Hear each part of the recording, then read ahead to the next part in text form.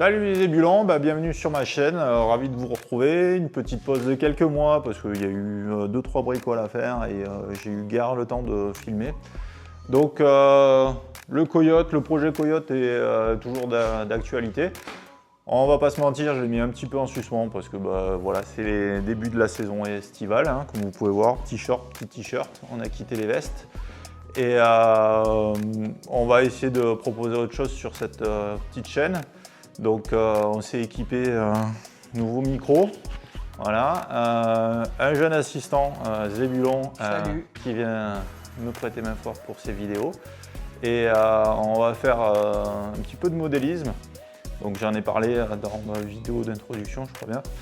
Et du coup on va s'essayer à ça, voir si ça vous plaît. Voilà. Donc n'hésitez pas en commentaire. Si ça vous plaît, dites-le. Puis s'il y a des choses à améliorer, dites-le aussi. Voilà. Allez, je vous reprends sur la zone de travail. Voilà, on se retrouve sur la petite zone de travail. Donc petite table à dessin, qui sert aussi d'atelier, d'établi pour les petites bricoles.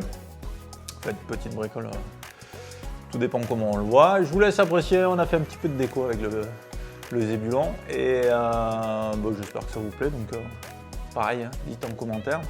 Donc je vais vous présenter le projet de cette vidéo. C'est la restauration d'un modèle réduit, donc d'une petite voiture. Donc on va commencer par présenter le monstre. Et oui, vous vous doutez bien que... Voilà, donc ça c'est la voiture qu'on va restaurer. Donc oui, un petit moyen, petite voiture. Donc voilà, il y a quasiment tout. Comme vous pouvez voir, j'ai un petit peu anticipé la chose pour éviter de se retrouver comme le Coyote, à pas avoir les vis et tout ça. Donc j'ai fait un pré-démontage, une pré-check pour voir ce qu'il y avait à changer. Et du coup, j'ai commandé un petit peu des pièces. Donc logiquement, on devrait avoir un semblant de voiture à la fin de la vidéo. Donc en sachant que on va faire toujours pareil, pré-montage, contrôle ajustage et après on fera un montage définitif. Donc je pense qu'on peut faire le pré-montage tout monter à blanc et après faire le montage définitif et avoir un truc un peu chouette. Voilà. Alors on va se reprendre, je vais essayer de trouver un plan de prise de vue un peu sympa pour que ce soit une vidéo agréable. Et comme je ne suis pas en multicam, je suis juste avec mon petit téléphone, on va essayer d'improviser un truc. Donc je pense qu'on a trouvé un angle de vue qui va permettre d'avoir une vidéo un petit peu flatteuse. Comme d'habitude sur le Coyote, on va travailler la documentation. Pour la simple et bonne raison, c'est que je ne connais absolument pas ce châssis. De but en blanc, il y a quand même pas mal de particularités. Donc des freins à disque, alors par câble, c'est un vieux modèle. Du coup, j'ai pu trouver la doc sur le site où j'ai acheté les pièces. Donc c'est Hobby Center. Donc je les remercie, leur site est plutôt bien fait. Il y a la documentation de tous les châssis, des premières générations jusqu'à aujourd'hui. Et voilà, au travers de ma commande de pièces, il y a eu quelques petits couacs parce que je ne connais pas trop. Donc ils ont eu la gentillesse de m'appeler en disant attention, les pièces que vous avez achetées par rapport aux autres pièces, là il y a un truc qui ne correspond pas. Donc ils ont cherché à avoir un peu des infos et puis ils m'ont bien aidé pour acheter toutes les pièces. Donc je les en remercie. Alors la vidéo elle n'est pas sponsor et les pièces je les ai bien achetées. Mais voilà, quand je trouve un fournisseur de modélistes passionnés comme ils le sont et qui n'hésitent pas à filer la main aux jeunes qui débutent, c'est plutôt cool hein, parce que je suis jeune et je débute. Hein, voilà. Donc, on part sur un time-lapse et puis on va essayer d'assembler tout ce joli puzzle.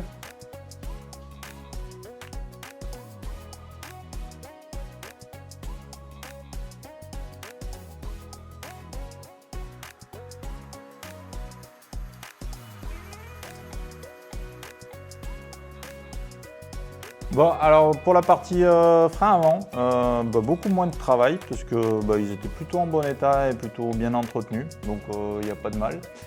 Il y a juste eu à remplacer ces deux vis là qui étaient un peu à la dérive, mais sinon dans l'ensemble c'est tout bon.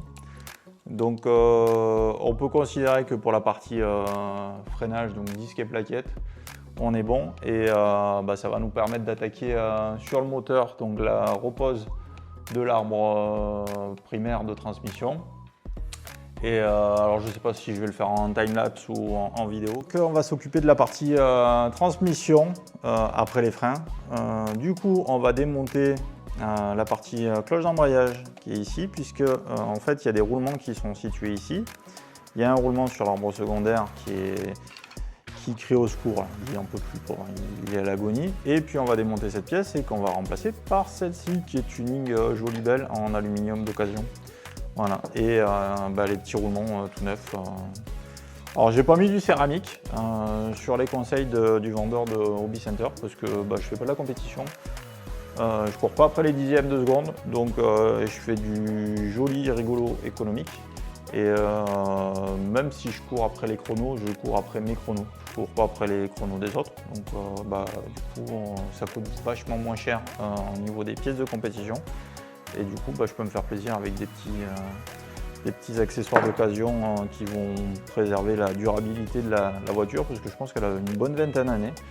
Et si je peux en faire au moins autant et que mes ébulons puissent en profiter aussi, ça me va bien. Voilà, donc pas trop de perfos, mais quand même un peu. Voilà, allez, on démonte tout ça en time-lapse.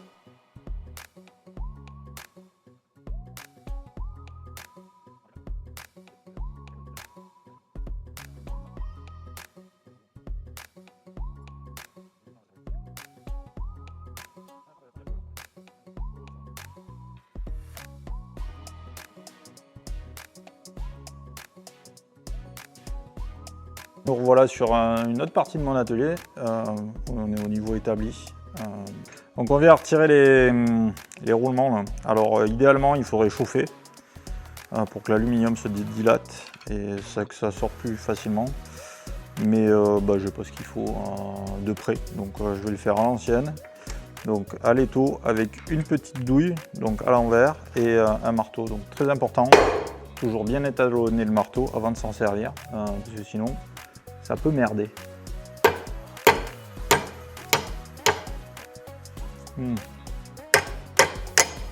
Là, et de 1. Donc effectivement, il est un peu fracassé. Et après avec un petit chasse, donc tu vois, ça c'est un chasse spécifique pour aller taper dans les coins. Voilà.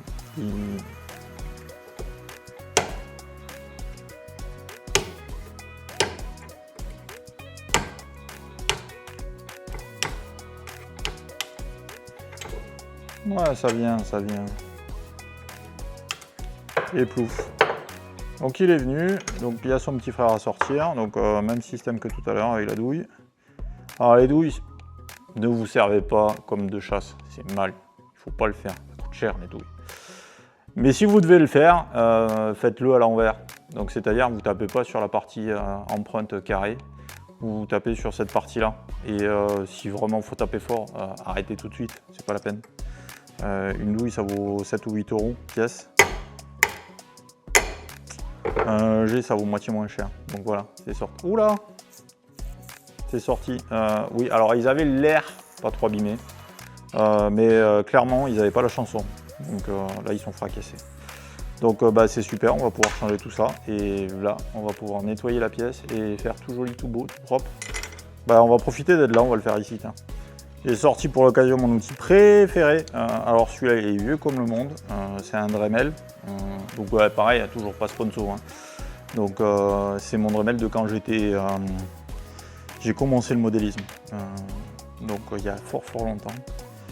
Et du coup on va reprendre ça proprement. On va essayer d'y coincer propre. Crac. Et on va intervenir chirurgicalement.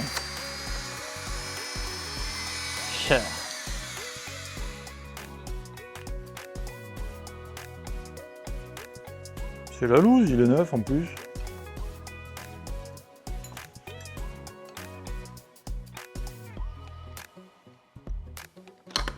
Deuxième essai, on reprend.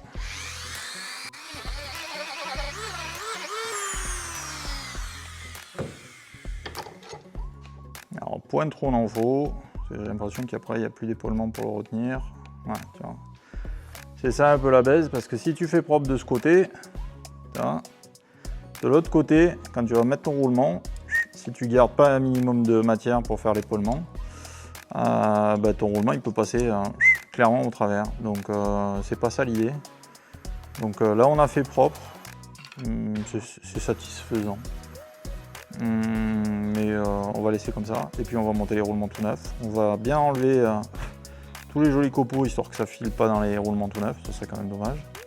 Un petit coup de propre, et puis on se reprend là-bas.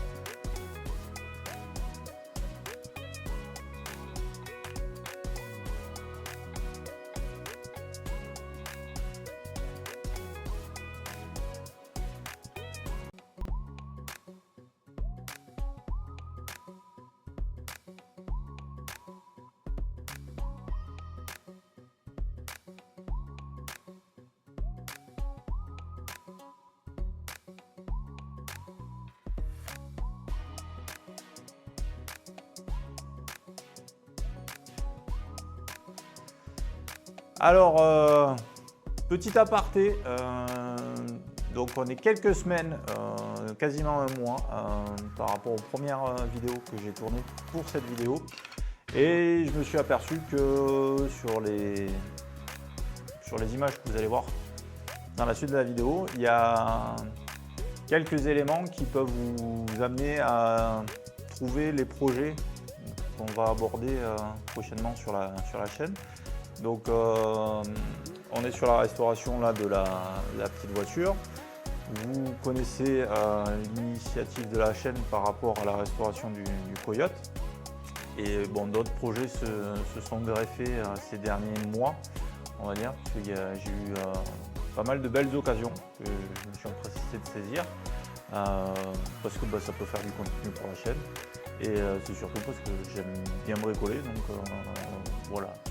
Une excuse à en emmener en une autre, voilà. Donc j'ai rentré pas mal de projets, donc à vous de me dire en commentaire, n'hésitez pas, les différents projets qu'on va peut-être retrouver qu'on va certainement retrouver dans les prochaines semaines, dans les prochaines vidéos.